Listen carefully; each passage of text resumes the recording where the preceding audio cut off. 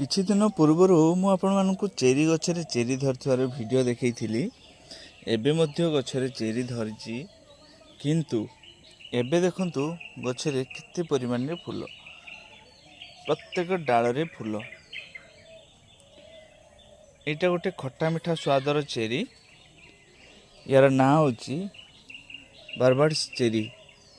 ଖଟା ମିଠା ଟେଷ୍ଟର, କିନ୍ତୁ ପ୍ରଚୁର ପରିମାଣରେ ଧରେ। ଯେତେବେଳେ ଗଛରେ ଧରିଥିବ ଫୁଲ ମାନେ ଫଳ ଧରେ, ବହୁତ ସୁନ୍ଦର ଲାଗେ ଦେଖିବା ପାଇଁ।